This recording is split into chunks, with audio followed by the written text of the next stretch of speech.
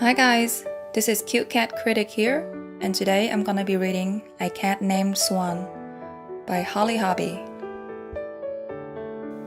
Then he was all alone. Where was his mother? What happened to his brothers and sisters? They were gone. The streets were a place of constant danger. Yet, day by day, he found enough food to eat. Day by day, he managed to elude the threats that surrounded him. He survived. One morning, though, he did not escape the peril that came down on him. But now, there was food. Soon, when nothing harmed him or frightened him, he became less afraid. The new place was safe. Boredom was better than misery. Then boredom ended. He was swept up. There were voices and laughter. There was motion and sunshine and blue sky. He was swept away. Day by day, he learned about his new surroundings. He learned about the people there, their comings and goings, their voices and their touch. He learned the name they gave him, Swan. He learned about the dog, its bark and bluster. Day by day, he learned about being here. After many days had passed, he learned that the house was his house, the yard was his yard. He learned that the people were his people, and he was theirs. He belonged to them, and they belonged to him. After many days had passed, he knew that the days would continue to come and go in the same way. Allison gave him breakfast in the kitchen before anyone else was up. "Good morning, Swan. How are you today?" "Oh, what a nice boy you are. What a pretty boy."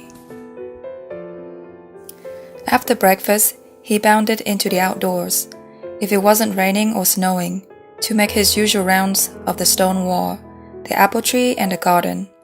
Bumblebees made him buzz with excitement, and the butterflies made him soar.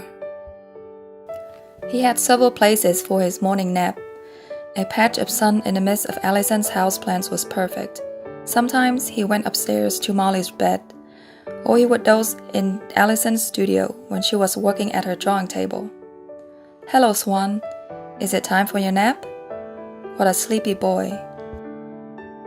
After lunch, he plunged into the outdoors again to hunt along the lilac edge, or chase leaves in the backyard, or nimbly scramble up the towering maple tree. Birds cast a spell. Woody was almost always outside, and provoking Woody led to big barking excitement. If it was a warm day, he would take his afternoon nap under the low branches of the evergreen at the edge of the garden. Everyone returned home at the end of the day like a surprise. "Hi, Swanee," said Molly. "What have you been doing all day?" "There you are," said Bill. "Have you been taking good care of Allison?" "Does Swansea want Willie to pet him?" said Willie. "Oh, that feels good. What a lazy Swansea."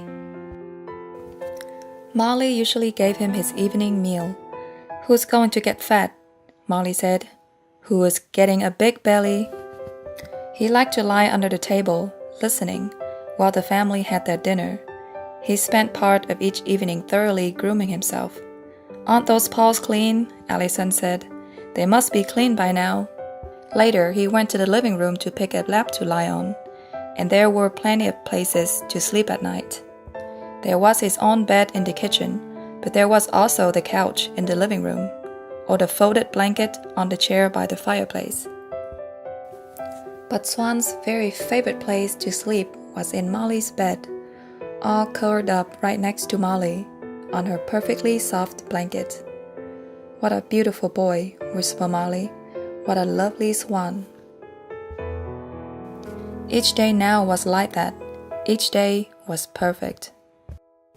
Thank you for watching, and please subscribe.